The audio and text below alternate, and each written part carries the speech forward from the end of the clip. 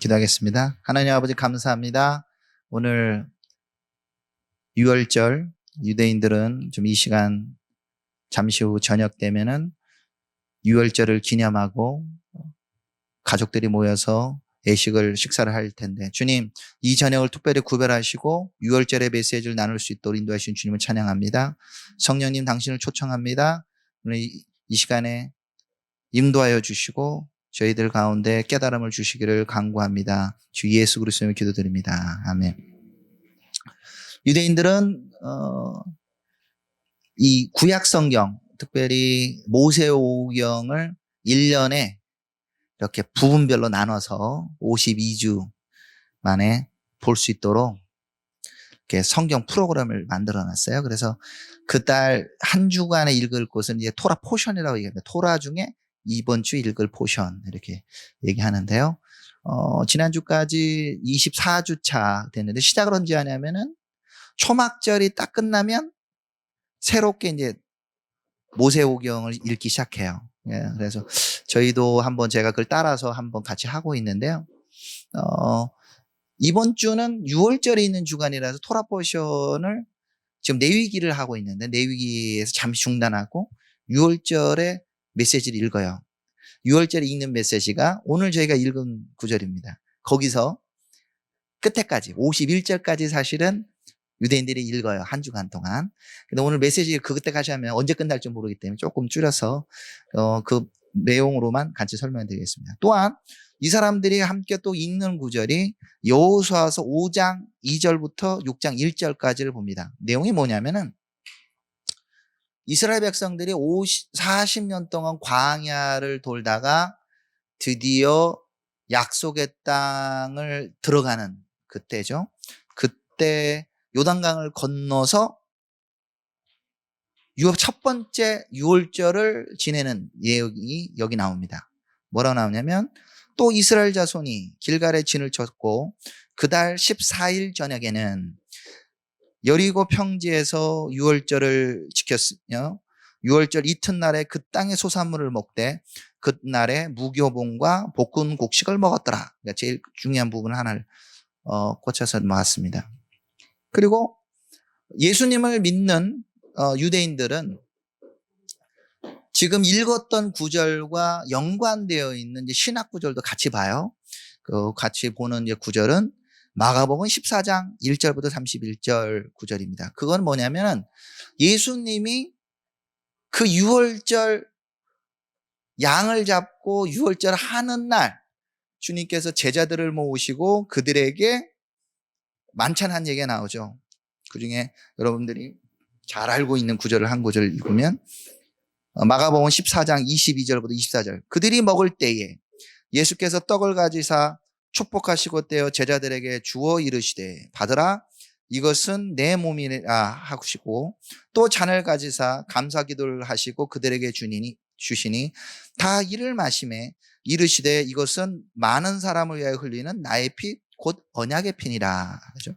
저희들 이제 성찬할 때 이 구절을 많이 하시니까 다 알 거예요.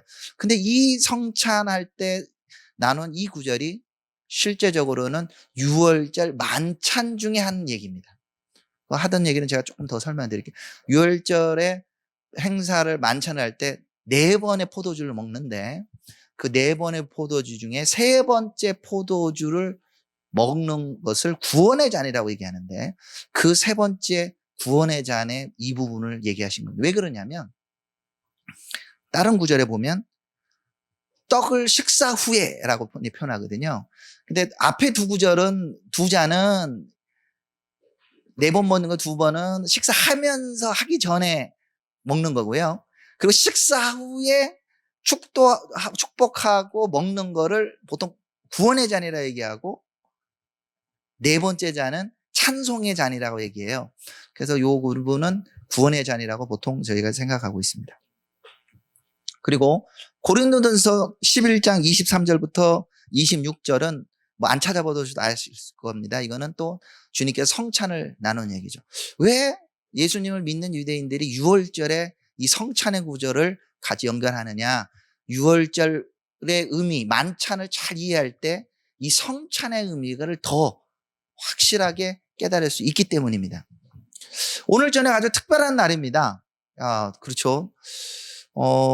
왜 그러냐. 진짜 오늘 유대인들이 유월절 만찬을 하거든요. 네. 요거를 니산월 14일이라고 합니다. 14일. 니산월일이 1월달인데 1월달 월삭은 언제냐면은 지난달 3월 26일이었어요. 그래서 3월 26일 날부터 하면서 지금 성서력이 시작되었어요. 근데 희한하게 오늘 수요일이 니산월 14일입니다. 예, 양을 잡고 만찬은 금뜨는 날. 원래 오늘 코로나 사태가 없고 막 그러면 제가 좀 요청을 했을 수도 있어요. 여기 무교병도 한번 뭐 준비해보고 쓴나물도 준비하고 네 포도도 준비해서 한번 같이 해보면서 할 것 같은데 혹시나 경찰이 찾아와가지고 여기 먹는 거 안 되는데 왜 하시냐고. 그래서 오늘은 그냥 말로 내년에 혹시 기회 또 불러주시면 내년에 한번 가보. 오늘은 말로 순서로 얘기할 겁니다. 네.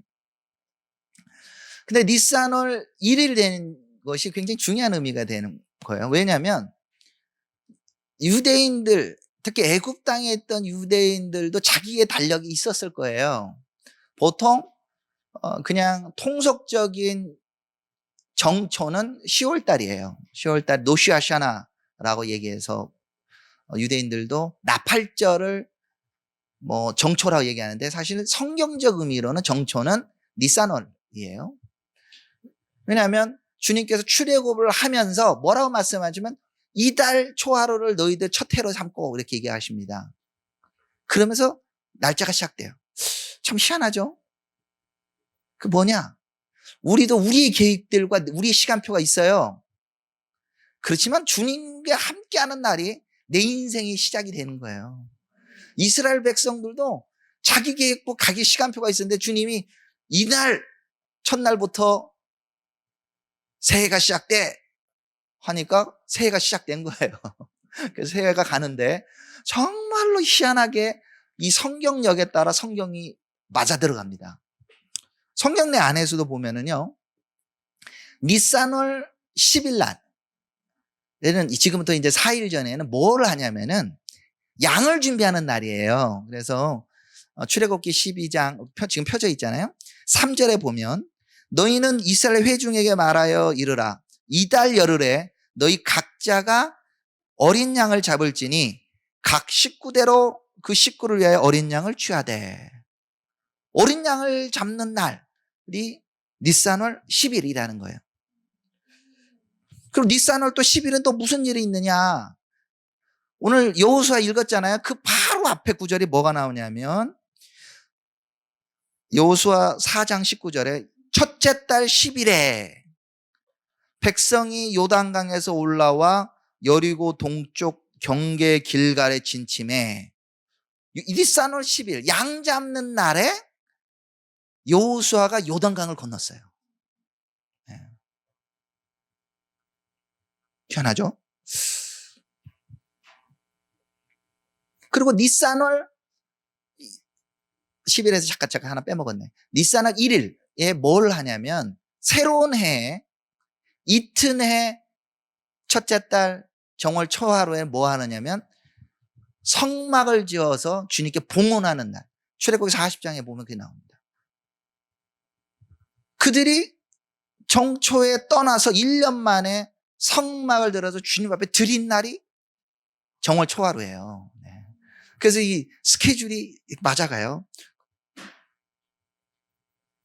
근데 신약은 어떠냐? 사람들은 신약은 잘 안 맞을 것 같은데요. 뭐 하고 그러는데 어떻게 지난 주일날 종료주일 지내셨나요? 네. 이번 주는 부활절로 지키시죠. 종료주일 있는 날이 니산월 10일이었습니다. 네, 이번 주일. 양 잡는 날? 예수님께서 예루살렘에 입성한 날입니다. 네. 근데 우리가 종료주일 지키면서 이 날이 니산월 10일이다 뭐 이런 얘기 안 하시잖아요. 왜 계산을 안 해보니까. 근데 그 날짜가 그렇게 맞아요. 그 니산월. 그럼 10일 날은 양을 그냥 죽이는 건 아니에요. 여러 양 중에 1년 된 양을, 새끼 양을 내 집으로 들여와서 잘 봅니다. 어느 양을 잡아야 될까? 혹시나 보다가 좀 흠이 있으면 바꿔야 되고. 그래서 온전한지를 살펴보는 날이 4일이에요. 그리고 언제 잡느냐? 오늘 저녁 잡아야 돼. 오늘 저녁. 니산호 14일 날 양을 드디어 잡습니다. 그 출애굽기 12장 6절, 우리 12장 다 펴놓으셨죠? 6절, 이달 열 나흘까지 간직하였다가 해질 때에, 우리는 지금 해가 졌네요. 지금 이스라엘 시간표는 보통은 7시간 나고, 여름은 4월 달은 썸머 타임을 적용해서 지금 6시간 차이 나요. 그러니까 잠시 후면 잡을 것 같아요. 열흘날 해가 질 때 이스라엘 회중이 그 양을 잡고 그 피를 양 먹을 집 좌우 문설주와 임방에 바른다는 날이에요. 와, 우리는 실제 양은 잡지는 않지만 마음으로 잡고 하는 거. 왜? 우리가 잡는 건 아니고 우리 예수님의 피로 바르지 이제 우리 집에 발라야 돼요. 그리고 가족대로잖아요. 가족대로. 얼마나 감사해요. 가족대로. 여기 교회 너무 귀여운 게 가족들이 앉아 있잖아. 요즘 교회 가면 다 어른들. 저기 노년층 노년 예배, 어린이 어린 예배. 그래서 성경은 뭐라고 얘기했어요? 가족대로 잡으라고. 가족대로 이걸 지내야 돼요. 네. 아멘. 그렇죠. 자, 그래서 21절 우리는 한번 쭉 대략 보고 제가 조금 더 부연 설명할게요. 21절부터 저희가 읽었는데 가족대로 어린 양을 택하여 6월절 양으로 잡고,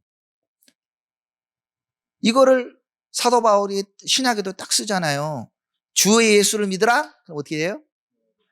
너와 내 집이 구원 얻으리라.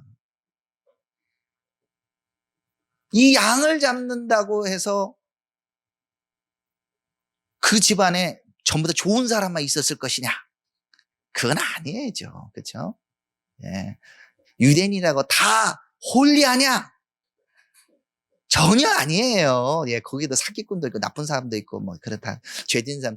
그렇지만 그 집안에서 양을 잡아서 문설주와 임방에 발랐으면 그것이 표적이 되어 살았다는 거예요. 그러니까 우리 집에 우리 집에 난 예수 믿는 사람 나밖에 없어. 우리 집에 우리 시어머니는 안 믿어. 우리 가족은 안 믿어. 신경 쓸 필요가 없어요. 나는 열심히 예수님 피를 바르면 돼. 우리 집에다가. 네. 그래서 무술초 묶음을 가져다가 피를 적셔 좌우 임방에 발라서 아침까지 나가지 말라. 그 다음에 여호와께서 내 애굽 사람에게 재앙을 내리려고 길을 지날 때 문임방과 좌우 문설주의 피를 보시고 여호와께서 그 문을 넘어오시고 멸하는 자에게 너희 집에 들어가서 너희를 치지 못하게 하실 것입니다.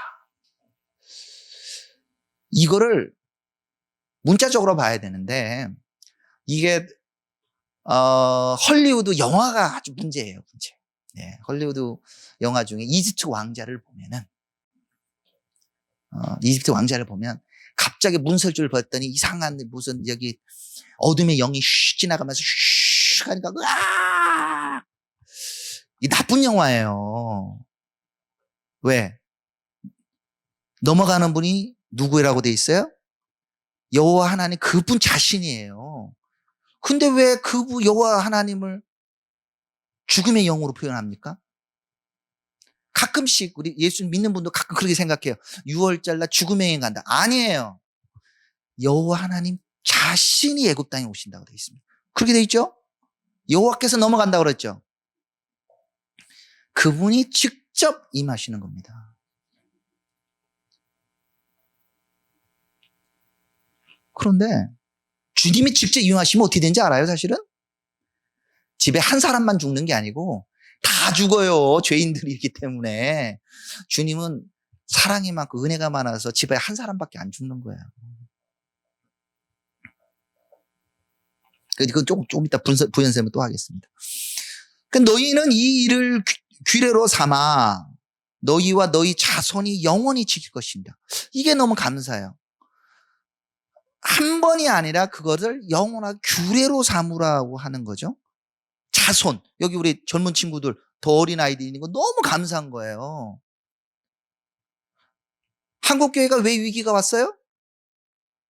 네. 우리 어른들만 너무 열심을 내서 그래요. 네. 어른분들 때는 막 30%대 저도 대학 다닐 때는 막 한국교회가 막 모였다 하면 막 몇십만 명 막 이랬는데 이게 IMF 지나고 나니까 이제 푹 줄었어요. 점점 줄기 시작했어. 그래서 요즘에 학생들 중에 교회를 헌신적인 사람이 아니라 정기적으로 교회를 나가는 사람이 3%가 안 된답니다. 네. 30% 부모가 있는데 왜 3%밖에 안 될까요? 내가 기억하는 6월절의 규례처럼 자손들이 그것을 따라갈 수 있도록 가르쳐야 된다는 거예요. 그 26절 나오잖아요. 너희 자녀가 묻기를 이 예식이 무슨 일입니까? 우리 아이들이 물어볼 거야. 아니 아빠 오늘 6월절 저녁이라는 대체 무슨 의미야? 이렇게 설명할 때 설명해야 된다는 거죠. 그러니까 유대인들이 그거를 잘 설명하는 방법들을 제가 좀 이따 설명해 드릴게요. 그 중에 하나가 이런 방법입니다. 아빠 근데 오늘은요 왜 옛날에는 맛있는 뭐 유교병 빵도 먹는데 오늘 맛없는 맛자만 먹어요. 맛자가 이제 무교병이에요. 무교병이 어떻게 설명을 해야 될까요? 이렇게 보통 지금 이스라엘에서 네모나게 얇게 이렇게 만드는데요. 참크레카보다 맛없다고 생각하시면 됩니다. 혹시 참크레카 드셔본 분인데 왜 우린 이것만 먹어요? 왜 맛있는 뽀득뽀득한 빵 먹다가 그러면 우리가 말이야 하면서 여기 나오는 그때 설명하는 거예요. 우리가 우리 조상의 조상인 노예가 됐었는데 너무 급하게 나오니라고 빵을 이렇게 부풀릴 시간이 없어갖고 왔었단다. 그럼 또 물어보죠. 아빠 근데요 왜 우리는 오늘 이렇게 맛없는 이렇게 소금에다 찍어 먹어요? 이렇게 보면은 쓴나물하고 이제 소금을 찍어 먹거든요. 그 물어볼 거예요. 그거는 말이야 우리 조상들이 애국의 노예가 돼가 너무 눈물을 많이 흘린 것을 기억하기 위해서 우리가 찍어서 먹는다. 뭐 이렇게 설명을 해주는 거예요. 그러면 쪽쪽쪽 머리에 이제 들어가게 된다는 거예요. 이렇게 웃는 아이들은 좀 컸고 요런 애들한테 너무 중요한 거예요. 그거 직접 시청각으로 찍어가면서 먹어가면서. 저희가 어제 국제적으로 6월절 행사를 조금 연결해서 했는데 거기에 저희하고 이제 이렇게 같이 하는 아리엘 블루메탈 목사님이 계세요. 그 블루메탈 목사님도 6월절 설명을 하는데 그 사모님과 그 첫째 딸이 나와가지고 그 집으로 어린 양을 들고 왔어요. 교보제로 그러고는 자 우리 딸이 이렇게 뭔가를 찍어갖고 이렇게 파스리에다가 붉은색 잉크 뿌려갖고 문에도 칠하는 거야. 이렇게 칠해갖고 이렇게 칠하고 양에도 발라야지. 양 죽였으니까 양에다 푹푹 칠하고 그 딸이 그 하더라고 이렇게. 얼마나 중요해. 우리가 어린애들 유치원 가가지고도 그거 하잖아요. 근데 왜 하나님 말씀하는데 안 가르치냐 이거지. 근데 보면 하라고잖아. 이렇게 너희 자녀가 묻기를 어떻게 하냐고. 그럼 설명하는 거예요. 이것이 6월절에 여호와 6월절 제사라. 그러면서 한 얘기 하죠. 여호와께서 재앙을 내리실 때 이 피를 보고 넘어갔단다. 어쩌고 이렇게 나오죠. 그 29절에 여호와께서 애굽 땅에서 여기서도 분명히 나오죠. 여호와께서라고 나오잖아요. 애굽 땅에서 처음 난 것들 왕위에 있는 바로의 장자부터 옥에 갇힌 자 사람 장자까지 가축에 처음 난 것을 다 침해. 그래서 그 나라에 죽음을 당하지 않느냐는 나라 집이 하나도 없었더라. 그래서 때가 이 재앙 10번째 재앙이 오니까 드디어 바로가 이렇게 말합니다. 너희 말대로 가서 너희 말대로 이게 되게 중요합니다. 하나님께 말씀을 듣고 하라고 하는데 우리 원수는 계속 타협을 시켜요. 어떻게 합니까? 너무 멀리 가지 마. 너무 멀리 가면 힘들잖아. 그리고 또 뭐라고 해요? 아유 어린애들 힘든데 어린애 왜 데리고 가?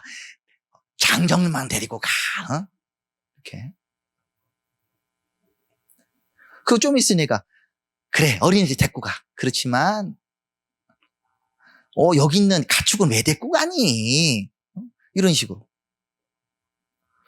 우리 바로는 하나님의 말씀을 따라가는데 자꾸 타협을 합니다.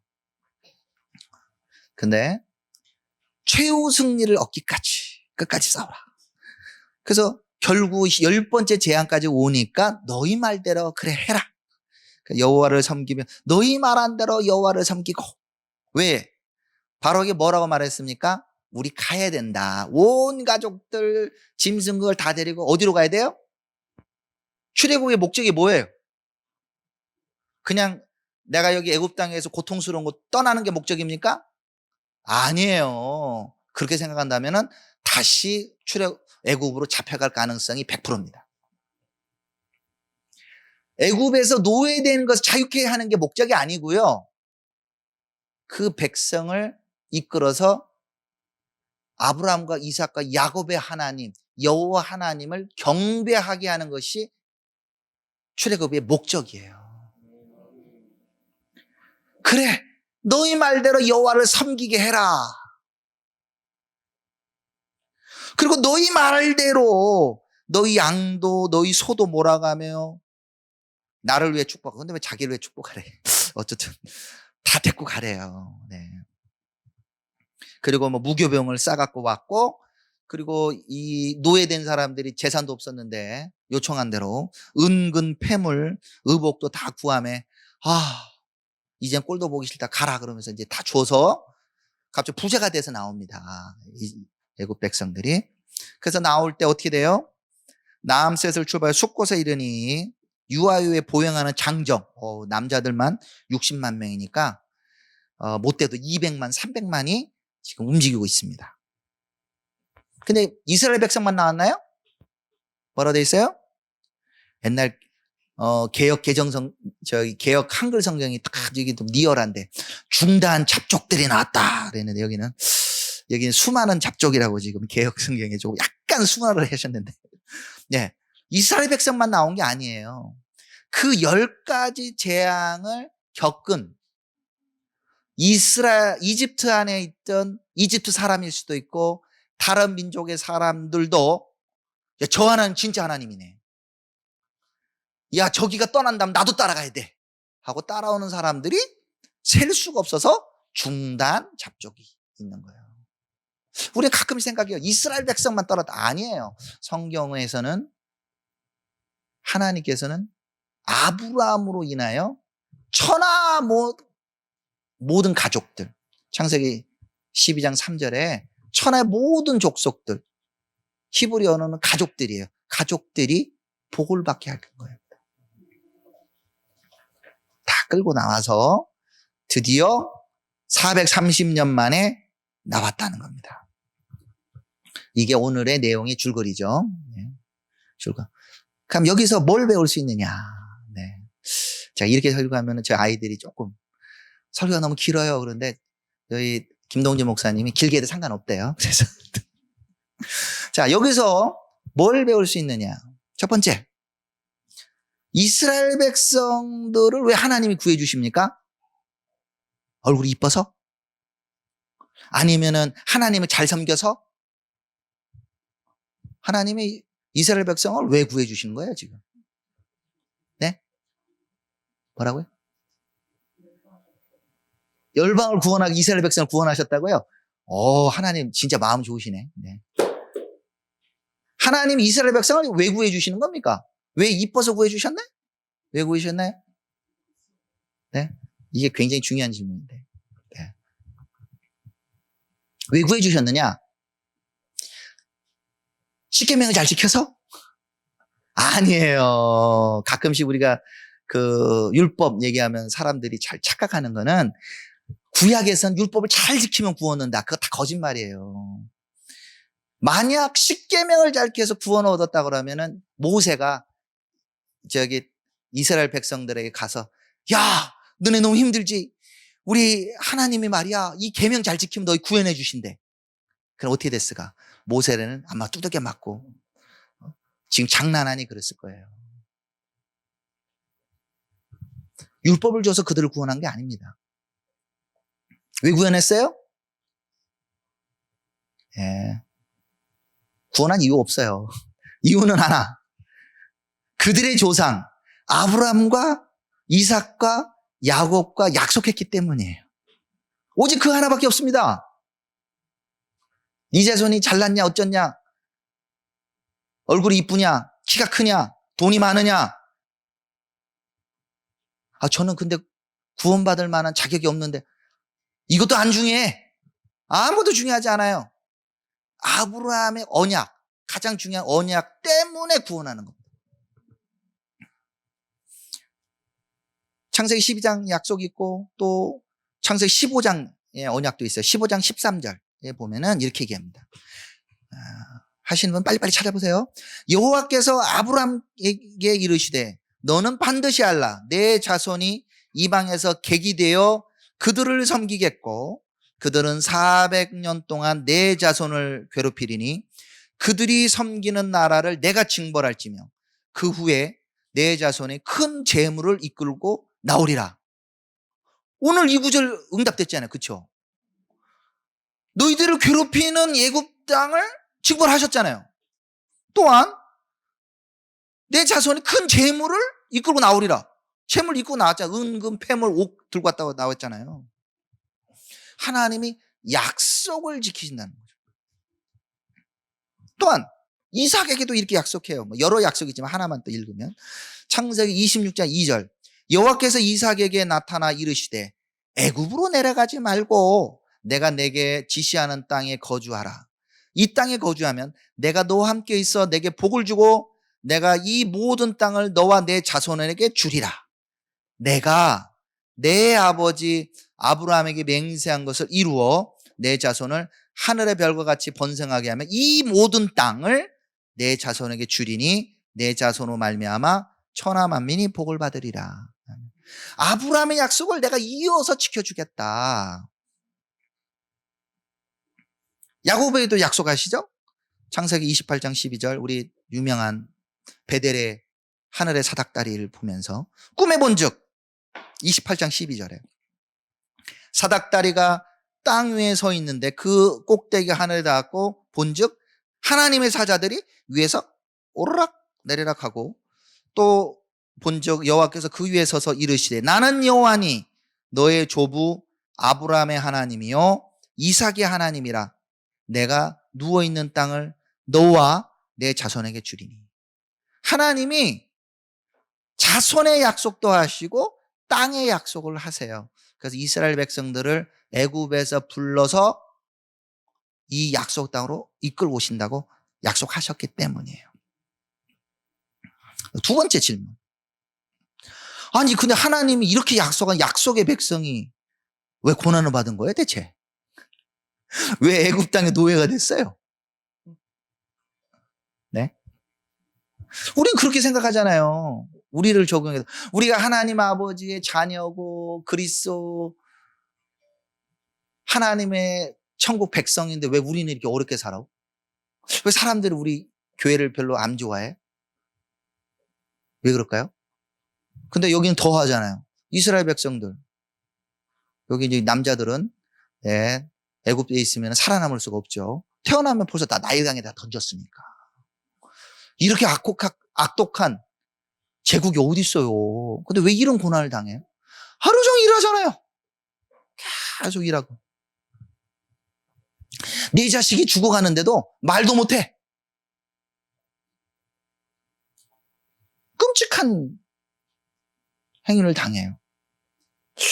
이상하다. 왜 약속의 백성을 하나님이 안 그렇지? 그래서 그 사람들이 하나님께 부르짖습니다. 부르짖으니까 출애굽기 2장 23절에 이스라엘 자손은 고된 노동으로 말미암아 하나님께 부르짖으니 그 고된 노동으로 말미암아 부르짖는 소리가 하나님께 상달된지라. 하나님이 그들의 고통의 소리를 들으시고 하나님이 아브라함과 이삭과 야곱에게 세운 그 언약을 기억하사 하나님이 이스라엘 자손을 돌보셨고 하나님이 그들을 기억하셨더라. 아멘. 하나님이 왜 구해주는지 여기 써놨어요. 이들이 고통 소리를 들으니까 아브라함과 이삭과 야곱과 했던 약속을 기억했다는 거예요. 그 약속 때문에 구하신다는 거예요. 그리고 주님이 그 얘기를 하시죠. 출애굽기 3장 7절에 여호와께서 이르시되 내가 애굽에 있는 내 백성의 고통 소리를 분명히 보고 그들이 그들의 감족자로 말미암아 부르짖는 그 근심을 알고 내가 내려가서 그들을 애굽인의 손에서 건져내고 그들을 그 땅에서 인도하여 아름답고 광대한 땅, 젖과 꿀이 흐르는 땅, 곧 가나안 족속, 헷 족속과 아모리 족속과 브리스 족속과 시위 족속, 여부스 족속의 지방으로 데려가려 하노라. 주님이 부르짖는 소리를 듣고 알고 내려가서 건져내고 인도하여 데리고 간다. 자, 이렇게 우리가 이걸 세트로 보지 않으면요, 어떤 일이 생기냐면, 하나님, 저 힘들어요. 요즘에 직장이 힘들어요. 집안이 어때 힘들어요. 내가 왜 이 고통 속에 있나요? 예수 믿는데 왜 일은 안 풀리나요? 하고 이것만 생각하면 하나님의 애굽 땅에 있는 바로를 탁 쳐가지고 애굽 땅에서 편하게 살 수도 있을 수 있잖아요. 근데 그들을 애굽인의 손에서 그냥 단순하게 건져내지만 않으시고 어떻게 했다고요? 그들을 인도하여 냈다는 거예요. 광야로. 그리고 거기서 끝났냐? 그게 아니고 하나님이 원하는 그곳으로 데려가신다는 거예요. 약속의 땅으로 이끌어 가겠다. 구해내서 데리고 인도하여 간다는 거예요. 근데 많은 사람들은 그냥 내 고통에서만 자유하기 위해 하나님께 부르짖어요. 하나님, 이 고통에서 나를 자유케 해주세요. 근데 하나님의 계획은 자유만이 아니라 어디로 갈 것에 대한 분명한 계획이 있다는 겁니다. 근데 이스라엘 백성들 중에 대부분은 잘 몰라요. 그러니 부르짖는 것만 해. 그럼 나 실제로 광야로 오니까 이상하게 딴소리 하잖아요. 먹을 게 없으니까. 우리가 애굽 땅에 고기 가마 끝에 있던 때가 그립도다는 둥. 거기는 부추도 있고 채소도 있고 블라블라블라블라. 아니, 그때 삶이 그렇게 좋았나요? 그들은 그 삶에서 고통되는 것만을 구조해내는 것만 생각했지 자기가 새로운 정체성을 갖고 땅으로 간다는 거에 대한 생각은 없었다는 거예요. 그 생각이 없으면 광야에서 돌다가 죽게 되는 거예요. 그래서 출애굽의 의미는 뭐냐? 바로 하나님이 이스라엘 백성을 노예된 상태에서 구해내서 그 땅으로 보내서 하나님이 원하는 대로 하나님이 원하는 민족을 만드시는 거예요. 가끔 이런 생각을 하게 됩니다. 하나님이 왜 한민족을 선택하지 않으셨을까? 우리 한국 사람 IQ가 똑똑한 여자 왜 안 선택했을까요? 이런 사람이 왜 하나님이 왜 일본 사람을 선택하지 않았을까? 하나님은 왜 똑똑한 독일 사람 게르만 민족을 안 선택했을까? 하나님은 어떤 민족을 선택한 게 아니라 아브라함을 통해서 하나의 민족을 만드신 거예요. 자신의 목적을 가지고 그분이 제단에서 만들었다. 왜 하나님 뜻에 맞는 민족은 존재할 수가 없습니다. 그리고 여기서 우리가 이런 의문도 되게 됩니다. 요셉 당시의 예굽은 너무 바로가 좋았죠. 그렇죠? 요셉의 아버지가 오셨네, 형이 왔네, 너무 잘해줘요. 근데 모세의 예굽은 완전히 지옥 같아. 차이가 뭘까요? 차이는 크게 없어요. 네. 저기서 우리는 뭘 배울 수 있느냐? 완전한 하나님 나라 이 땅이 없다는 거예요. 애굽 땅이 자기들은 편하지만 거기가 자기 있어야 될 곳이 아니라는 거예요. 근데 우리는 이 땅에서 편안하면 그거를 이렇게 여기에 내 땅인 줄 알고 착각을 한다는 거예요.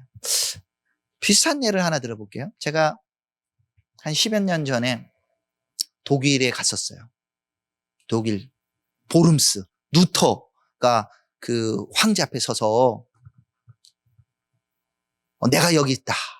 주의 뜻대로 해주십시오 하고 외치던 데가 있어요. 그러니까 국회예요. 그냥 수도예요. 근데 우리는 알다시피 독일이 2차 세계대전 당시에 600만 명이 넘는 유대인들을 죽이는 앞장선 민족이 됐어요. 근데 그 수도에서 수도 안에 걸어서 한 100m, 200m 가니까 유대인 묘지가 있습니다. 굉장히 큰 묘지가.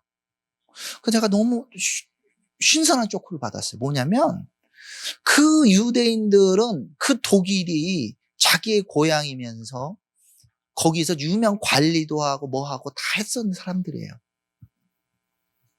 근데 어느 날 요셉의 애굽이 모세의 애굽 당시처럼 바뀌는 것처럼 독일 나라가 바뀐 거예요. 그리고 거기서 거의 다 죽었습니다. 많은 유대인들이 흩어지다가 그중에 제일 많이 간 나라가 뉴욕입니다. 뉴욕. 뉴욕만 해도 유대인들이 한 200만 명 산다고 그러나요? 네. 뉴욕, 미국 전역에 한 500만 명 유대인이 산대요. 주여 여기가 좋사오니 하다 보니까 요즘에 코로나 바이러스 때문에 뉴욕에서 지금 5천 명이 넘게 죽었어요. 예. 네. 이것도 며칠 전 통계니까 더 올라갔을 거예요. 네. 10,000명 중에 한 반절, 한 40% 넘게가 뉴욕에서 죽었습니다. 그래서 뉴욕에 있는 유대인 공동체가 지금 난리라는 거예요. 그래서 그 사람을 위해 기도해야 돼요. 그러니까 오늘 조금 있다가 또 기도, 떠났을 때도 계속 기도해 주세요. 이런 위기 가운데 하나님 말씀하고 계시는 거예요. 이 땅에서 편안한 곳은 없습니다.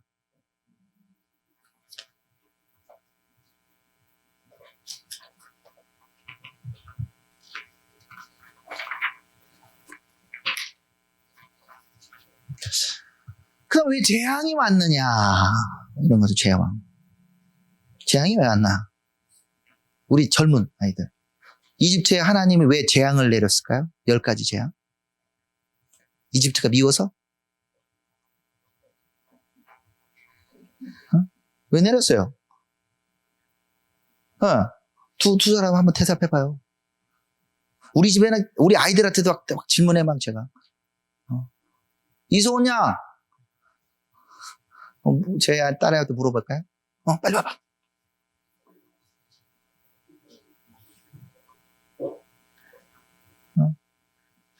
소은아, 저 이집트에 하나님이 왜 재앙을 내렸어요?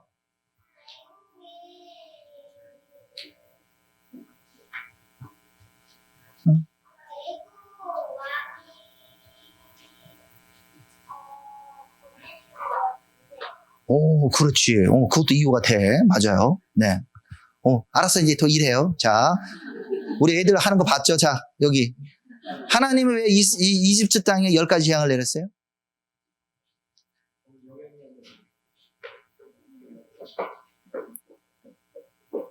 하나님도 애굽 땅도 사랑하세요. 그거 생각해야 돼.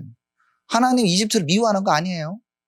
예, 이사야서 19장에 보면은 이집트와 이스라엘과 아수르가 연결돼서 이 경배대로가 열린다고 돼 있어요. 예. 애굽 사랑하십니다. 성경이 이스라엘 말고 제일 많이 나온 데가 애굽 땅이에요. 근데 왜 하나님이 애굽 땅을 치십니까? 이유가 뭐예요?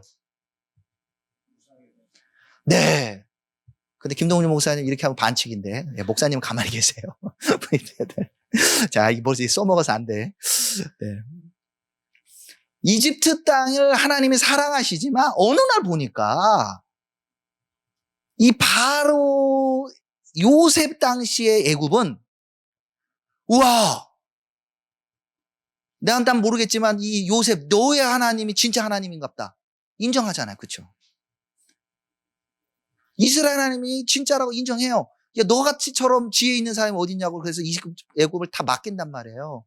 근데 똑같은 이름을 쓰는 애굽이지만 나라가 완전히 바뀌어 있는 거예요. 어떤 나라로 바뀌어 있느냐? 완전히 우상과 술수가 가득한 나라. 네. 하나님의 법하고 반대되는 일들을 하고 있는 거예요. 자, 왜 그러냐면 첫째, 바로의 마음이 완악하다고 그랬잖아요. 완악하다. 하나님 말씀 안 듣죠. 안 듣잖아요. 그래서 7장 3절에 출애굽기 7장 3절, 내가 여호와 바로의 마음을 완악하게 하고 내 표징과 내 이적을 애굽 땅에서 많이 행할 것이나 바로가 너희의 말을 듣지 아니할 터인즉 내가 내 손을 애굽에 걸쳐 여러 큰 심판을 내리고 내 군대 내 백성 이스라엘 자손을 그 땅에서 인도하여 낼지라. 내가 내 손을 애굽 위에 펼쳐서 이스라엘 자손을 그 땅에서 인도하여 낼 때야 애굽 사람이 나를 여호와인 줄 알리라 하시매. 두 가지 목적이 있는 거예요. 하나님을 대적하고 있는 애굽의 시스템, 애굽의 신을 징벌하시고, 두 번째는 이스라엘의 하나님 여호와가 진짜 하나님이라는 것을 보여주시는 거예요. 그리고 그분이 이런 언약의 관계에 있는 이스라엘 백성의 하나님이라는, 그러니까 가짜 신, 진짜 신, 여기는 그 신이 우리 신, 이렇게 되는 거예요. 그래서 바로에게 이 백성을 보내라. 그러니까 바로가 잘 들어요? 안 듣죠. 이 백성이 게으르다 그러면서 일을 더 많이 줘요. 볏집도 안 주면서 벽돌 쌓으러 한다고 하고 막 말도 안 들어요.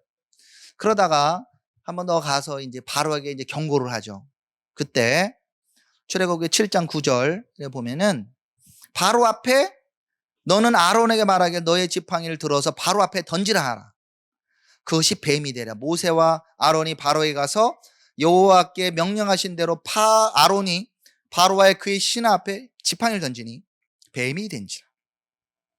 바로도 현인들과 마술사를 불러서 부르매 그 애굽 요술사도 그들의 요술로 그와 같이 행하되 각 사람의 지팡이를 던짐에 뱀이 되었어. 단지 마술만 한다고 보지는 않아요. 실제로 이 사람들이 능력이 있는 거예요. 그거를 아론의 지팡이가 그들의 지팡이를 삼킵니다. 요즘에는 조금 보기가 힘들지만 요즘에 한국에서도 무당들 하는 거 봐요. 작두 탄다고 그러잖아요. 그게 인간적으로 설명이 돼요? 안 돼요. 귀신이 아예 힘이 없는 게 아니에요. 그 사람들도 힘이 있어. 그래서 그들의 신대를 무서워서 잡혀가는 거죠.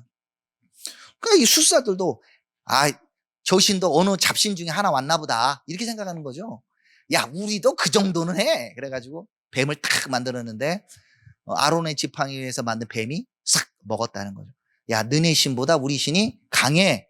이런 것들을 보여주죠. 근데 바로는 그 정도 갖고, 야, 그 정도 신 갖고 우리 인정 못하겠다 이렇게 된 거죠. 그래서 하나씩 지금 하나씩 이 바로가 섬기는 신들을 하나님이 멸하시는 거예요. 첫 번째 뭡니까? 첫 번째 재앙이 복습. 네? 첫 번째 재앙이 뭐예요? 네, 물이 피가 되는 거죠. 대표적으로 나일강도 그렇고 그 다음에 물이란 물들은 다 이게 이제 변하죠. 네. 근데 이집트는 물이 사실 신이 돼요. 우리나라도 사실 우리 여기 남한강 주위에 많이 떠내려온다잖아요, 머리가. 네. 거기서 이렇게 제사 드린 사람이 많다잖아요.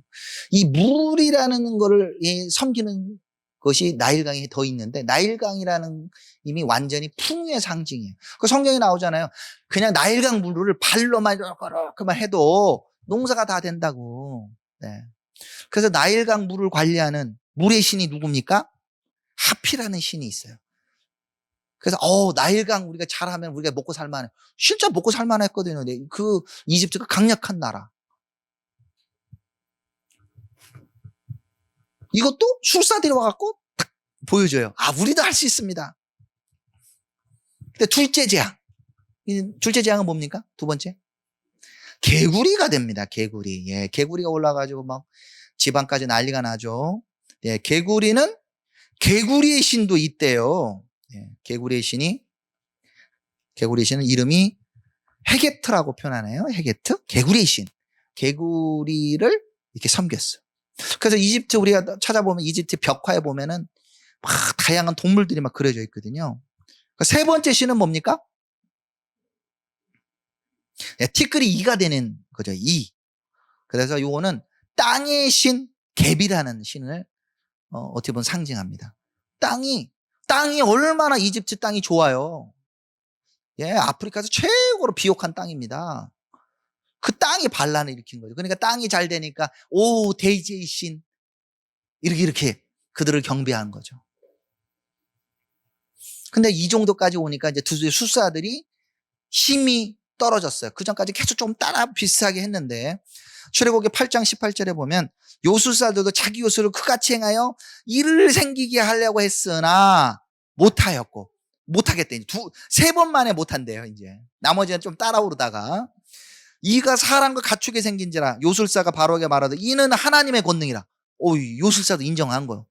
하나님의 권능이라 하였으나 바로의 마음이 완악하여 그들의 말을 듣지 않았으니 여호와의 말씀과 같더라. 네. 자기들이 못하는 것이 생긴 거거든요. 네 번째 신은 뭡니까? 파리의 재앙이죠. 파리는 공기 신 슈라는 것을 좀 상징한다 그래요. 파리 이집트 지금은 제가 좀 오래 가가지고 지금 어떻게 바뀌었는지 한 15년 전에 이집트를 갔었어요. 얼마나 먼지가 많은지. 예, 다 그냥 사막이 돼가지고. 그런데 기록이나 이런 거 보면은 사막화가 그렇게 되지 않았었어요. 이집트는 아주 풍요로운 나라였다고. 그런데 그 먼지가 날리고 있는 파리가 난무하는 나라가 돼버렸어요. 근데 이때부터는 모든 재앙이 각 사람들에게 재앙이 모든 사람이 임한 것이 아니라 네 번째 재앙부터는 하나님이 이스라엘 백성이 있는 고센 땅은 구별해서 8장 22절에 그날에는 나는 내 백성이 거주하는 고센 땅을 구별하여 그곳에는 파리가 없게 하리니 이로 말미암아 이 땅에서 내가 여호와인 줄을 내가 알게 하리라. 하나님이 재앙을 주시지만 당신의 백성을 보호하십니다. 그리스도의 피로 인침받은 여러분들을 하나님이 보호하십니다. 그래서 파리 재앙이 임하지 않습니다. 그 이후로부터 모든 재앙들을 이스라엘 백성을 당하지를 않아요. 다섯 번째는 가축이 질병으로 죽습니다. 동물, 그래 이집트 그 파나 같은 거 보세요. 벽화들 보면 막 동물 모양을 하고 사람 나오잖아요. 그게 다 신이에요. 그 신 중에 대표로 동물처럼 이렇게 가르는 신을 아피스라고 한답니다. 아피스. 그러니까 여섯 번째, 막 악성 종기가 사람도 나고 이 동물도 막 나는 거예요. 그거는 약으로 치료가 안 돼. 그 사람이 생각하는 마술과 의학의 신이 헤카라고 있답니다. 자기들이 가지고 있는 신으로 병을 치료할 수 없는 걸 느끼는 거죠. 그 다음에 일곱 번째 신은 우박이 내립니다. 그냥 우박이 아니라 얼음도 내리고 불도 내리죠. 그리고 이거는 천개. 이 하늘과 이 천개를 다스리는 신이 너시라고 하는 신이 있었대요. 그들을 믿기는. 이중되니까 요술사들은 세 번째 재앙 때 이건 하나님의 권능이라고 인정해요. 아예 오히려 요술사가 빨리 인정했어요. 계속 참다가 이제 이집트 신하들 중에도 그거를 인정해서 출애굽기 9장 20절에 보면 바로의 신하 중에 여호와의 말씀을 두려워하는 자들은 그 종들과 가축을 집으로 피하여 들였으나 바로의 신하들 알아듣는 거예요. 오, 모세가 얘기하면 진짜 떨어져. 안 돼. 우리 백성들. 그래서 들이대요. 그렇지만 여호와의 말씀을 마음에 두지 않는 사람은 그의 종들과 가축들을 들에 그대로 두었다. 어떻게 됐어요? 다 죽었어요. 네. 하나님을 인정하는 사람들이 나타나는 거예요. 그 권능을 보면서 저 신은 진짜 신이구나. 이스라엘의 신은 진짜 신. 근데 고센 땅에는 아무것도 안 내리네. 이런 걸 느끼는 거죠. 여덟 번째 신은 메뚜기죠. 그들은 그 애굽 땅에 있는 풍요로운 식물들, 먹을 것을 숭상했는데 그 식물의 신 민, 아무 무력하게 힘도 쓰지를 못해요. 9번째 흑암, 태양신 라. 그래서 사람들은 이집트 사람들이 이렇게 얘기했죠. 바로가 바로 태양신 아들이라고 얘기했어요. 태양신. 근데 지금 요즘도 태양의 신을 섬기는 나라들이 있잖아요. 대표적으로 북쪽에 계시는 나라, 네, 태양절이라고 얘기하면서, 네, 선거나라와 같은 날이던데, 태양절이라고 얘기해요. 태양이라고 섬겨요. 그 가짜신 하나님 심판하실 겁니다. 그 가짜 태양 하나님 심판하세요. 지금은 그렇게 신처럼 섬기지는 않아도 과거 70년, 80년 전에 그 신으로 태양의 아들로 섬기던 나라가 바로 옆 나라. 일본이죠, 일본. 예. 일본 국기가 태양이잖아요. 천황의 태양의 신 아들이라고 봤어요. 그 태양을 섬겨서 힘을 막 하다가 어떻게 돼요? 진짜 태양도 아니지만 아류 태양 원자폭탄 맞아갖고 나라가 망하잖아요.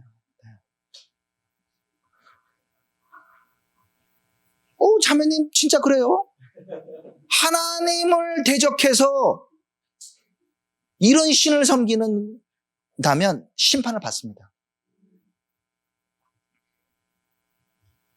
지금 코로나가 막 흔든다고 그러는데 하나님이 그걸 통해 보여주시면 너 직장 잘 다니고 있니? 너네 직장도 다 모래성이요. 너 건강 자랑하니? 다 모래성이요.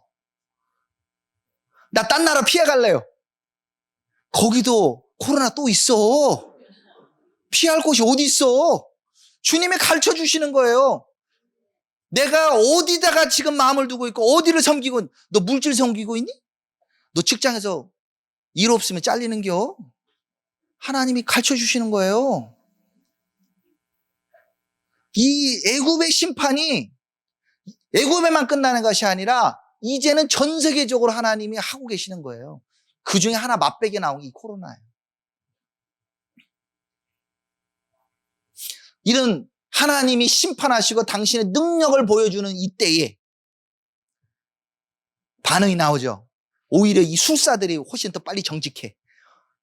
10판 중에 3판 만에 이건 여호와의 하나님의 권능이라고 손들잖아요. 그들이 하나님을 따랐는지 안 따랐는지는 모르겠지만 하나님이 이런 풀어주라고 그러니까 일을 더 많이 주잖아. 예. 출애굽기 5장 16절. 게으르다. 저 예배드리러 가야 되는데요. 직장 상사님이 그러시죠. 게으른 사람들이요. 너 할 일이 너무 배가 불러서 그런갑다. 이렇게 우리에게 원수가 유혹할 수 있어요. 주님을 쫓아가면은 일이 잘 풀릴 줄 알았더니 더 힘들어. 그럴 수 있어요. 예. 그럴 수 있습니다. 주님을 말씀을 듣고 바르게 가는 것 같지만 더 힘들 수 있어요. 누가 주님의 말씀을 들으면 그냥 탄탄대로가 열린다고 했습니까? 길은 맞지만 길이 좀 좁다고 그랬지. 두 번째 유혹하는 게 뭐라고요? 너무 멀리 가지 말라고. 야, 너 예수 믿지만 너무 격하게 믿지 마. 과격하게 믿으면 안 돼. 가까운 교회 가야지. 너무 멀리 가면 안 돼. 8장 28절에 바로가 이르되 내가 너희를 보내리니, 보내준다고 하잖아. 그래, 예배드리러 가. 그렇지만 너무 멀리 가지 마. 예, 이렇게 얘기합니다. 이 바로의 유혹은 뭐냐? 그래, 예배해. 그렇지만 빨리빨리 돌아와서 일해. 빨리빨리 돌아와서 바로의 노예로 살아. 나의 노예로 나를 위해서 기도하고 살아야. 그래, 가까이 가서 나를 위해서 기도했지? 이렇게 세상의 신들, 세상의 시스템을 우리에게 요구한다는 겁니다. 세 번째, 뭐라고 유혹한다고요? 어린이는 놓고 장정만 가. 교회를 갔다가 왜 애들까지 데리고 가니? 미치려면 너만 미쳐. 예수 믿을 때 너무 열내지 마. 이런 소리 안 들으셨어요? 나는 너무 많이 들어가지고. 예. 뭐라고 얘기하나요? 10장 10절에 바로가 그들에게 이르되 내가 너희와 너희 어린아이를 보내면 여호와가 너희와 함께함이니 보라 그것은 너희에게 나쁜 것이라. 왜 나빠? 아이들과 예배드리는 게 왜 나빠요?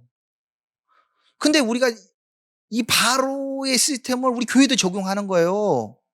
예배드리는데 왜 우리 어린아이들은 신경을 안 써요? 분명히 주님은 유월절을 같이 지내라고 그랬는데. 그러니까 우리 어린아이들이 어느 순간 보니까 머리가 커져가고 대학만 가면은 나 교회 안 가 그러면서 빠이빠이 해버리잖아요. 신명기 6장 6절 우리가 이 말씀에 우리 마음에 새겨야 돼요. 오늘 내가 내게 명한 이 말씀을 너는 마음에 새기고 내 자녀에게 부지런히 안 가르치며 집에 앉아있을 때든지 길에 갈 때든지 누워있을 때든지 일어날 때든지 말씀을 강론할 것이며 너는 또 그것을 내 손목에 매어 기호로 삼으며 내 미간에 붙여 표로 삼고 또 내 집 문설주와 바깥문에 기록할지니라. 아멘. 우리 아이들이 가르쳐야 되는데 누가 가르치라고 돼 있어요? 부모가 가르치라고 그랬어요. 제사장의 역할이 아니라 부모의 역할입니다. 내 자녀를 가르치는 우리 목사님이 하는 일이 아니에요. 목사님이 잘 가르쳐 도와주는 분들이지 내 자녀는 내가 가르쳐야 돼요. 근데 우리는 남한테 자꾸 맡겨. 좋은 교회 보내면 해결될 것 같아. 좋은 기독교 대안학교 보면 해결. 좋은 취지는 알아요. 그렇지만 정도는 아닙니다. 하나님은 내 가족을 내가 가르치라고 얘기하고 있어요. 바로가 그렇게 유혹하는 거예요. 신앙생활은 장정만 가서 해라. 예배는 어린애는 빼고 장정만 가서 해. 이렇게 얘기합니다. 또 이렇게 또 유혹합니다. 또 뭘 유혹해요? 양과 염소를 놓고 가라. 예배 잘 드려. 그래. 그렇지만 사업장은 여기 두라고 얘기하는 겁니다. 애굽의 시스템에 계속 두라고 하는 거예요. 그 애굽의 시스템 돈은 버는 것 같지만 내가 노예가 되는 거예요. 바로의 말대로 끌려가는 거예요. 노새 아내를 생각해 봅시다. 나는 하나님이 말씀하시면 그러면 갈 거예요. 내 생각하고 틀려요. 롯에게 아브라함이 기도하는 사이에 천사들이 왔어요. 그쵸? 롯은 그래도 고모라 소돔성에 똑똑한 사람이었어요. 의로운 사람. 베드로가 그 얘기하면 사실이에요. 이 사람들 왔을 때 대접하잖아요. 그쵸? 잘 먹이고 좀 좋은 방법은 아니지만 나그네 내놓으라니까 우리 딸 주겠다고도 하고. 근데 나가라고 하니까 롯이 나갔어요? 나갈게요 하면서 몸이 못 움직여요. 몸이 못 움직입니다. 이미 자기는 소돔성의 시스템에 갇혀 있는 거예요. 못 나갑니다. 천사가 밤새도록 그를 설득했다고 얘기합니다. 그리고 사위들한테 얘기했어요. 결혼할 사위들한테 얘기하니까 사위들이 말 들었어요? 안 들었어요. 농담으로 여겼더라. 안 움직입니다. 가끔 우리는 착각할 때가 있어요. 내가 애굽의 노예로처럼 잡혀있는데도 잡혀있는지를 모르는 거야. 못 나갑니다. 참다 못하다가 천사가 그를 손을 잡고 그냥 끄집어 대고 나갔어요. 그런데도 밖에까지 나간 롯의 아내는 불타고 있는 자기 재산이 너무 아까워서 돌아본다는 겁니다. 근데 이들을 위해서 중보하고 있었던 아브라함은 그때까지도 맨날 천막 생활하고 있어. 네. 그렇지만 하나님을 대접했어요. 그리고 하나님의 계획을 듣고 그가 사람을 구해내고 합니다. 하나님의 사람. 아브라함은 그 땅의 노예가 되어 있는 사람이 아니에요. 우리는 내가 여기 이 땅에 지금 살고 있지만 애굽 땅의 노예가 돼서는 안 돼요.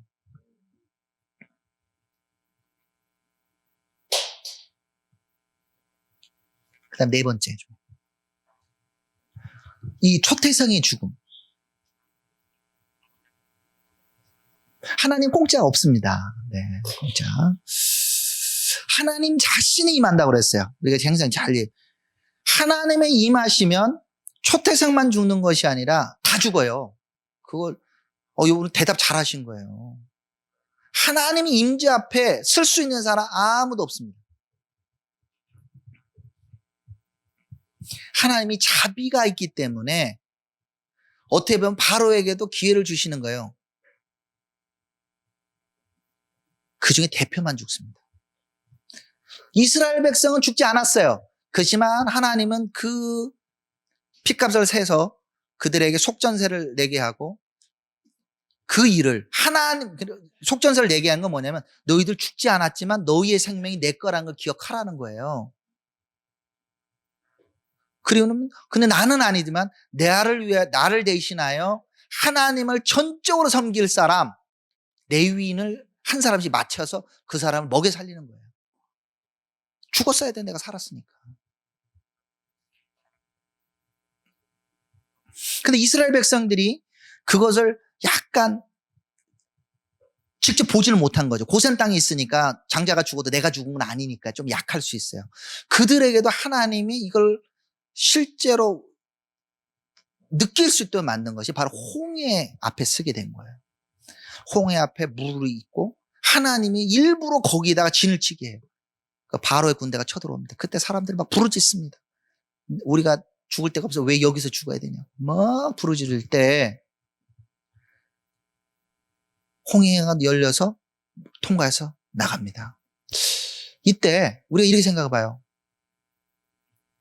이스라엘 백성이 장정만 60만 자기 힘으로 홍해 건넜나요?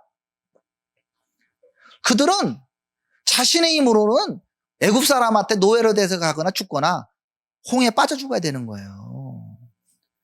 홍해를 건너는 순간 나의 생명이 다 하나님 거라는 것을 체험적으로 깨닫게 되는 거예요. 그것이 어떤 의미냐? 신약에는 침례라고 말씀합니다. 침례가 단지 죄만을 씻는 것이 아니라 물속에 그냥 집어넣어서 살 수 있는 사람 없습니다. 아가미가 있는 것이 아니기 때문에 죽어서 살아나는 거예요. 우리의 힘으로는 구원받을 사람도 없고 우리의 힘으로 출애굽할 수 있는 자격이 없다는 것을 하나님이 이 초태생의 재앙과 홍해를 건너가면서 깨닫게 하시는 거예요. 나의 힘으로 구원받은 게 아닙니다. 오직 여호와 하나님 은혜 덕분에 내가 구원받았습니다라고 고백하게 되는 겁니다. 그럼 이제 우리는 이제 어떻게 해야 돼요? 이런 6월절의 의미를 보면서 우리는 우리 익숙한 곳에서 탈출해야 돼요. 430년을 거기 살았으면 그 사람들의 태어나기도 애굽 땅에서 태어나고 할아버지 등등 사람들까지 다 그 동네에 살아서 거기가 내 고향이에요. 여기가 내 고향, 내 친근한 곳, 내 직장이 있는 곳이에요. 근데 6월절 날 모든 것을 버려두고 떠나라 한다는 거죠. 어디로? 왜? 네. 최종 목적은 약속의 땅이고 중간 목적지는 신의 산이에요. 신의 산에서 네가 나를 경배하듯이 내 백성이 여기서 경배하게 되리라고 했어요. 우리가 자유케 된 이유는 하나님을 경배하도록 부르셨다는 거예요. 하나님 왜 우리를 자유케 해서 진리가 너희를 자유케 하리라. 자유.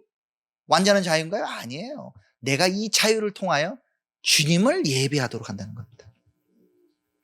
이제 그들이 가지고 있던 노예 생활인 것 같지만 그들이 느꼈던 이 편안한 곳을 떠나서 이제 어디로 가? 아무것도 없는 광야로 가는 거예요. 광야 가면 그동안은 내가 가지고 있던 내 계획, 내가 그동안에 모아놨던 은금, 금을 뜯어먹을 수 있나요? 못 먹잖아요. 네. 내가 준비해왔던 물, 떡, 다 며칠 안 돼 다 소진되잖아요. 오직 누구만을 의지합니까? 하나님만을 의지할 수밖에 없게 주님이 몰아가시는 겁니다. 하나님 그걸 훈련을 시키시는 거예요. 그런데 내가 광야에 가서 제대로 가고 있는 건가요? 하나님이 그들에게 사인을 하나 주셨어요. 그게 뭡니까? 내가 너희와 함께하고 있다. 임마누엘의 사인이 뭡니까? 네? 뭐예요? 또 젊은이한테 또 물어볼게. 이스라엘 백성이 제대로 가고 있다는 사인이 뭐예요? 그들에게는 구름기둥, 불기둥이 있었다는 거예요. 심지어는 그들이 홍해 앞에 몰려가지고 죽을 것 같은 생각이 있어도 눈을 들어보면 구름기둥이 떠 있는 걸 본다는 거죠.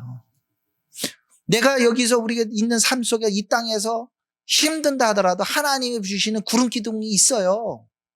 성령님이 상황 이해할 수 없지만 주님이 이거 나 함께하고 싶다는 사인을 주십니다. 그거를 붙들고 나아가야 됩니다. 이런 유월절을 아주 시각적이고 체험적으로 만든 것이 유대인이 하는 세데르입니다. 세데르. 네, 세데르. 세데르를 보통 몇 시간씩은 하는데 오늘 10분 만에 유대인이 이렇게 한다라고 제가 한번 칼라카 원맨쇼로 보여드릴게요. 처음에 촛불을 켭니다. 불을 켜요. 보통 여성들이 켜더라고요. 안식일이든. 그리고 첫 번째 잔을 포도주를 따릅니다. 뭐 손도 씻고 이런 거는 다 빼고 첫 번째 잔을 성결의 잔이라고 얘기합니다. 성결의 잔. 그리고는 이들에게 뭘 시키느냐? 쓴나물인데 히브리어는 카르파스라고 얘기하고 보통 파슬리를 써요. 파슬리. 이거를 파르파르다잖아요. 생명입니다. 생명. 요거를 자 소금물에 먼저 찍어 먹습니다. 찍어 먹으면 뭐가 느껴져요? 이 이스라엘 백성이 눈물이 생각나면서 우리 할아버지가 이렇게 고생했었구나. 이런 것들을 이렇게 느끼게 됩니다. 그리고 새롭게 이런 새 생명이 태어났다는 것을 먹으면서 느끼죠. 그리고는 이제 어떻게 하느냐. 맛자를 3장을 갖고 옵니다. 맛자를 3장. 맞아요. 요 정도 큰 거는 요 정도 돼요. 요거 3장짜리를 겹쳐서 딱 들고 와서 이제 이렇게 축도를 합니다. 바로가타 아도나 엘로헤이누 멜라카울라 아모치 미나레치 이렇게 돼요. 이거는 찬송하리로다 우리 하나님, 찬송하리로다 우리 하나님, 우주의 왕이시여 땅으로부터 빵을 만드셨도다. 뭐 이렇게 얘기하는 이렇게 보통 축복을 하면서 뒤에 안에 있는 가운데 있는 맛자를 꺼냅니다. 그 유대인들도 이걸 왜 그렇게 하는지는 모를 정도로 갖고 와서 가운데 맛자를 딱 자릅니다. 딱 쪼개내요. 그리고는 그 자른 맛자를 흰색 이 천에다 해갖고 잘 어디다 숨겨놓기도 합니다. 그 자른 맛자를 아피코만이라고 얘기합니다. 아피코만. 그 식사 후에 그 다른 맛자를 찾아요. 어린아이들이. 네. 그 시간은 왜 3장일까? 그래서 성부, 성자, 성령인가? 그때 가운데 걸 뺍니다. 가운데 걸. 그리고 질문을 합니다. 아까 2가지 질문했죠. 왜 우리는 오늘 맛자를 먹나요? 그리고 또 이렇게 우리에게 오늘 이렇게 누워서 먹나요? 그러면 또 우리가 옛날에는 노예가 있어가지고 똑바로 그냥 일만 했었는데 오늘은 자유케 된 걸 기념하기 이렇게 누워서 먹는단다. 뭐 이런 식의 하면서 요런 질문들을 한 4개를 하게 됩니다. 그리고 또 질문 하나. 왜 오늘은 이거 찍어 먹는 것을 2번 찍어 먹나요? 뭐 이렇게 물어보거든요. 그 뭐냐면 이 하로셋이라고 약간 달달한 황토색 되어 있는 그 사과로 만든 소스가 있어요. 그리고 또 하나는 마로라고 그 쓴 소스가 있어요. 그거는 보통 현재는 뭐죠? 마늘은 아니고 이 뿌리로 만들어서 이걸 찍어 먹도록 해요. 그래서 이 어떤 의미를 주게 되냐면 이 맛자를 먹으면서 뭐라고 얘기하냐면 맛자를 어디다 찍어 먹어요? 이 쓴나물하고 같이 먹으면서 생각하고 그 다음에는 맛자를 마로 아까 쓴 거에다 찍어 먹고 그 다음에 조금 이따 두 번째 찍을 때는 하롯에다 찍어 먹어요. 하롯은 달달해요. 그러면서 뭐 이렇게 설명하는 거. 근데 왜 오늘 두 번 찍어 먹어요? 그러면 우리가 옛날에는 이렇게 이스라엘 백성들이 눈물로 빵을 먹을 때마다 눈물을 흘리며 씁쓸하게 먹었는데 이제는 말이야 이 하롯에 이 황토 만들 요것이 달달하게 바뀌어서 이제 달달하게 먹는단다. 그러면서 그렇게 찍어 먹고 설명하는 거예요. 시각 교재로. 네. 그러면서 6월절 저희가 아까 설명하던 6월절에 있었던 이야기들을 쫙 설명하는 거죠. 그리고 이제 잔을 이제 축복하면서 잔을 막습니다. 이제 잔을 축복할 때는 보통 이렇게 합니다. 바로가타 아도나이 엘로헤이누 멜렉 하울람. 이거는 멜렉은 왕이시고 하울람은 우주 이렇게 되죠. 찬송하다 우리 하나님 우주의 왕이시여 뭐 보레 프리가 가펜 포도나무로부터 열매를 만드셨도다 하면서 또 축복하고 먹습니다. 두 번째 잔을 딱 먹고는 두 번째 잔은 심판의 잔이라고 합니다. 심판의 잔. 왜 그러냐면 잔을 딱 따르면서 10가지 재앙 아까 설명한 거 있죠. 그걸 쫙 설명을 해요. 그리고 실습을 합니다. 포도주로 손을 딱 찍어서 첫 번째 재앙이 뭐였죠? 예, 떨어뜨리면서 피 이렇게 뜨고 그 다음에 두 번째 찍어서 그 다음에 뭐죠? 예, 그렇죠. 개구리 딱 찍어서 보고 막 이렇게 그 다음에 그래요. 우박 뭐 이렇게 이런 식으로 10번을 탁 찍습니다. 네. 그러니까 실습을 하면서 애우기 하는 거예요. 10개는 이게 피를 탁 피! 그러죠. 히브리어로는 담! 이렇게 해갖고. 예, 히브리어는 담이라고 그래요. 담. 이렇게 하면서. 그리고는 이제 노래를 부릅니다. 노래 중에 다이에누라는 노래가 아주 재미있는데요. 이렇게 불러요. 일루 호찌아누 미미찌라임 호찌아누 미미찌라임 다예누 다이다예누 다이다예누 다예누. 자, 근데 호찌가 뭐냐? 호찌. 우리가 혹시 호산나 노래 부르시나요? 호산나를 호산나 이렇게 부르는 게 아니고요. 원래 호산나 아주 절규하듯이 불러야 되는 거예요. 시편 118편에 보면 호찌 아나 핫질리 아나. 그래서 뭐냐면 주여 우리를 구원하소서 이렇게 부르는 거예요. 호산나는 우리를 구원하라는 뜻이에요. 그래서 호찌는 구원한다는. 미는 어디서부터? 미찌라임은 애굽이에요. 애굽에서 우리를 구원하셨다고 하면 다이에누는 이걸로 족합니다. 이런 뜻이에요. 네? 뭐 찬양 뭐 할 줄 알아요? 그러면 해봐. 그래서 이렇게 주님께서 우리를 애굽에서 구원하셨다면은 우리에게 이것으로 나는 우리는 족합니다. 그러니까 일루 호찌아누 미미찌라임 호찌아누 미미찌라임 다예누 다이다예누 딱 또 후렴으로 따라 하는 거예요. 다이다예누 다예누 이렇게 부르고 2절도 있어. 일루 나타나노 에타토라. 나타는 준다 이렇게 하는 거. 에트는 무엇을 토라. 주님께서 우리에게 토라 말씀을 주셨다면 이걸로 인하여 우리는 족합니다. 그래서 다이다예누예요. 예. 우리는 또 약간 메시아닉이 되는 그 뒤에 보여서 일루 나타나노 에타 예슈아 이렇게 얘기하죠. 나타나노 에타 예슈아 다이에누. 우리 주님께서 우리를 예수님을 주셨다 그러면 그걸로 인하여 나는 만족합니다. 우리 심판을 노래하면서 주님이 구원하신 거라면 다 만족한다고 외치고 노래하는 거예요. 네. 그리고는 이제 밥을 먹습니다. 네, 밥을 잘 먹어요. 이게 먹고 난 다음에 그 다음에 이제 우리 아이들 제일 어린 아이가 우리 아이들이 이제 그 아까 어디 갔어? 숨긴 맞자를 찾아. 그래서 맞자를 딱 찾아가지고 나옵니다. 그러면 선물도 주고 잘 찾았어요. 그러면서 그 아피코만을 가지고 또 기도를 하는데 먼저 하기 전에 엘리야를 초청합니다. 엘리야를 하면서 뭐 노래를 이렇게 불러요. 약간 뭐 엘리야우 하나비. 그래서 이제 엘리야를 엘리야하우라고 그러고 하는 더 나비는 선지자. 엘리야 그 선지자 오세요. 그러면서 이제 문을 열어서 약간 오라고 초청하면서 전통적인 유대인들이 이렇게 자리를 하나를 비워놔요. 그렇지만 우리는 왜 비우냐면 말라기서 4장 6절에 나오잖아요. 주님이 엘리야를 보내신다고 그랬잖아요. 그래서 엘리야를 종접한다고 그러는데 우리는 메시아인들은 우리는 알죠. 그 엘리야후가 바로 침례 요한이라고 이미 알고 계셨고 주님이 그것을 설명을 다 하셨습니다. 그래서 주님이 유월절 어린 양, 그래서 마가복음 14장 12절에 무교절 첫날 곧 유월절 양 잡는 날에 제자들이 예수께 여짜오되 우리가 어디로 가서 선생님께 유월절 음식을 잡수시기에 준비하게나이까. 그리고 고린도전서 5장 7절에는 너희는 누룩 없는 자이니 새 덩이가 되게 묵은 누룩을 내어버리라. 우리의 유월절 양 곧 그리스도께서 희생되셨느니라 하고 이런 설명을 하면서 희생돼서 부활하신 아피코만이 그런 상징을 보여줘.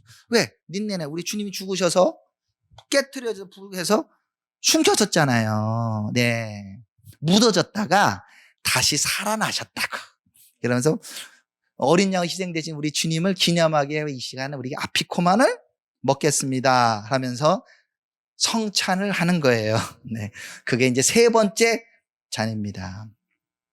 누가복음 20장 19절에 그 세 번째 잔을 따르고 난 다음에 또 떡을 가져 감사기도 하시고 또 떼어 그들에게 주시며 이르시되 이것은 너희를 위하여 주는 내 몸이라. 이 아피코만을 잘라서 주는 겁니다. 네, 이 유대인들은 주님을 잘 모르는데도 그렇게 습관적으로 그랬어요. 찾아온 아피코만을 잘라서 주면서 그걸 먹으라고 줘요.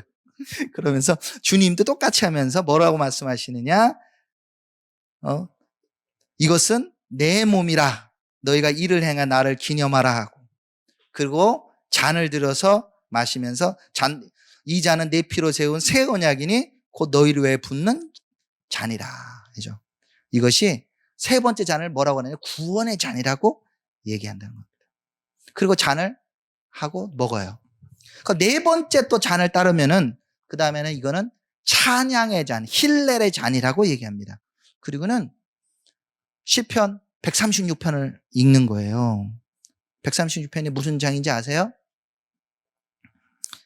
여호와께 감사하라. 그는 선하시며 그 인자심이 영원함이로다.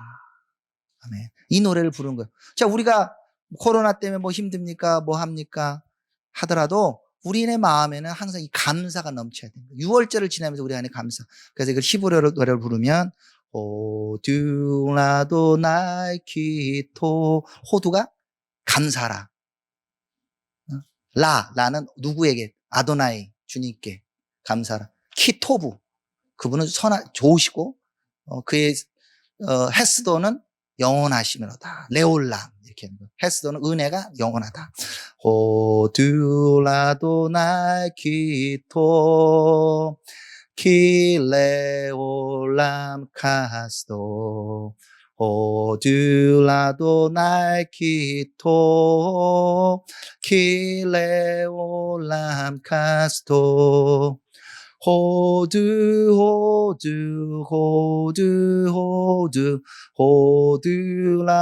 나의 기토. 호두라도 나의 기토. 이렇게 노래를 부르면서 함께 보내고 또 시편 113편부터 118편까지 쫙 있는데 너무 신기한 거는요. 118편의 1절은 한번 찾아보시고 보세요. 118, 2절 똑같이 나옵니다. 여호와께 감사하라. 그는 선하시고 인자하심이 영원함이로다 하고 시작하고 또한 중간에 보면은 주님께서 이 환난에서 너희를 구하시겠다 한 5절 정도 나오고 난 다음에 25절에 그게 나옵니다.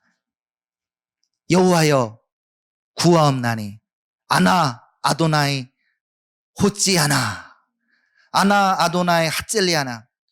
여호와여 우리가 구하옵나니 이제 형통하게 하옵소서. 26절 여호와의 이름으로 오시는 자가 복이 있음이며 우리가 여호와의 이름 집에서 너희를 축복하였도다. 바로카바 베셴 아도나이.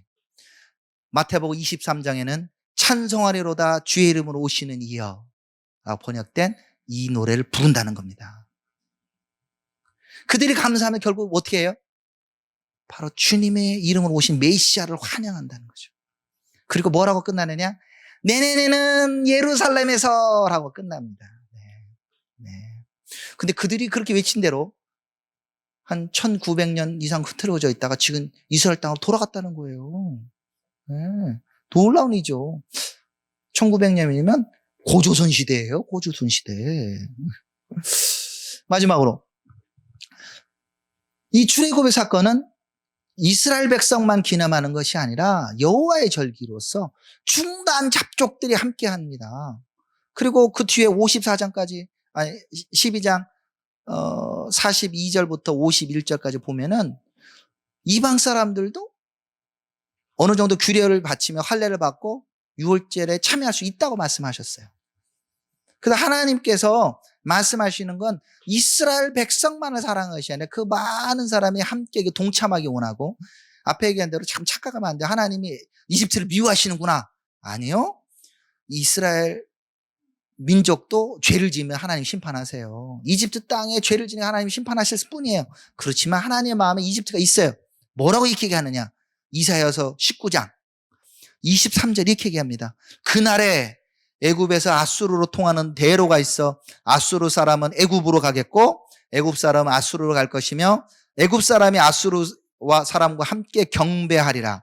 그날에 이스라엘이 애굽과 아수르와 더불어 셋이 세계 중에 복이 되리니 이는 만군의 여호와께서 복을 주시며 이르시되 내 백성 애굽이여 내 소로 지은 아수르여 나의 기업 이스라엘이여 복이 있을지어다 하실 것이니라. 아멘. 주님이 애굽을 뭐라고 불렀어요?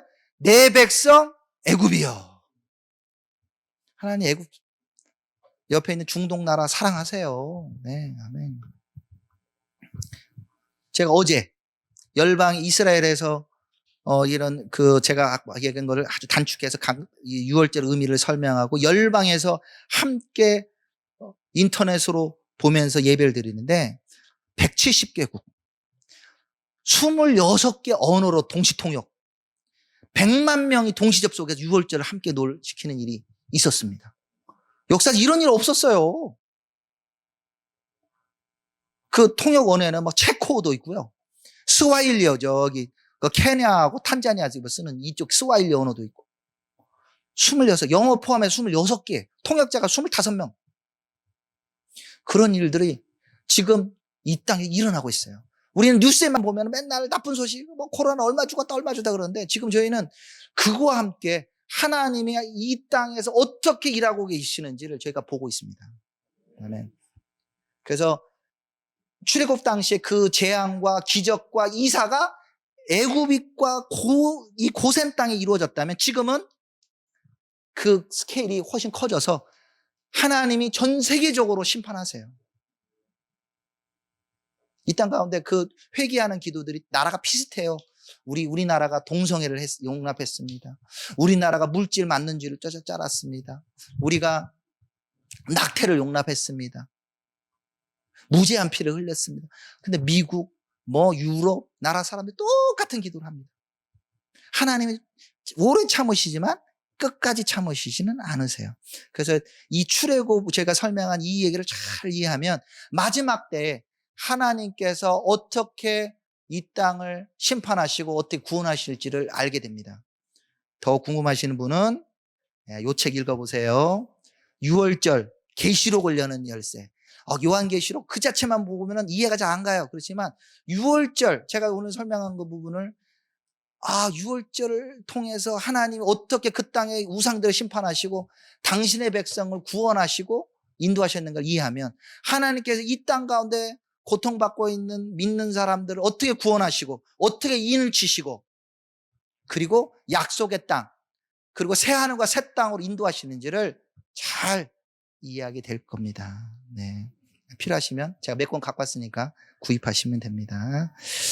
네. 같이 함께 기도하기 원하고 기도는 우리 김동준 목사님이 인도해 주실 거라고 믿는데 일단은 제가 여러분께 드리고 싶은 기도 제목은 이렇게 개인적으로는 이렇게 봅니다. 개인적으로 주님 나를 구원하심이나 감사 6월절 어린 양으로 오셔서 피를 흘리시고 나를 구원하신 내가 마땅히 구원받을 만한 있는 것이 아니라 하나님이 어린 양 피 때문에 구원해 주신다 이거죠. 어린 양 예수의 피로 말미암아 우리를 구원하신 주님을 찬양합니다. 유월절 어린 양의 피로 우리가 지성소로 인도하신 주님을 찬양합니다. 이제 주님을 믿고 광야로 나아가서 주님을 예배하게 하시고 주님 약속의 나라까지, 새하늘과 새 땅까지, 새 예루살렘까지 낙심하지 않고 전진하게 하소서. 그리고 우리가 또 이 교회와 이 나라를 위해서 함께 기도합니다. 우리 나라 가운데도 어떨 때는 이 거짓말을 해야 잘 사업이 성공하나, 뭐 이 세상의 시스템에 우리가 유혹될 수도 있어요. 그냥 그 시스템 다 하나님 심판하세요. 네, 주님 이 나라가 이런 과정을 통해 더 거룩하게 하시고 흔들리지 않는 하나님 나라의 뿌리를 받게 하시옵소서. 우리가 뭐 공산화도 두려워하고 우리 이 코로나 바이러스도 두려워하고, 주님 진짜 두려워할 분은 우리 하나님이세요. 그분이 재앙도 내리시고 그분이 심판하세요. 네. 하나님 우리 교회가 큰 기쁨 교회가 주님의 기쁨이 되게 하시고 이것을 이 지역 가운데 전파하는 교회가 되게 하시고 우리가 내 가족들을 예수 그리스도의 피로 우리가 구원한 자들이 되게 하시옵소서. 또한 오늘 저녁에 이제 이 사람 유대인들이 지금 막 격리대가 움직이도 옛날보다는 작지만 그것을 유월절 지킬 거예요. 주님 그 유대인들의 눈을 열어주십시오. 자기들은 무슨 뜻인지 뭐 아피코만 먹을 겁니다. 오늘 주님 그들이 아피코만을 띠면서 예수 그리스도를 보게 하시옵소서. 깨달게 하시옵소서. 눈을 열어달라고. 또한 열방에도 우리가 이 교회와 이스라엘과 단절되다 보니까 우리가 부활절도 지금 고난 주간하는데 이런 의미를 다 잃어버리고 그냥 고난은 없고 죽으심은 없고 그냥 부활만 생각하는 이런 것이 너무 강해졌어요. 주님 우리가 정말 유월절과 이 교회가 이스라엘을 깨달으며 나아가게 해달라고. 그리고 열방에서도 지금 많은 사람들 고통당하고 있는 사람들에게 복음을 전할 때입니다. 네, 우리 생명 언제 끝날지 몰라요. 이때 나의 생명 주님이 있다는 걸 알고 나의 직장 나의 모든 것이 주님이 있다는 걸 알고 이 전 세계적인 부흥이 일어나게 해달라고 한번 기도하겠습니다. 그리고 주여 한번 외치고 남은 기도는 우리 김동규 목사님 해주겠습니다. 주여! 주님 찬양합니다. 아버지 유월절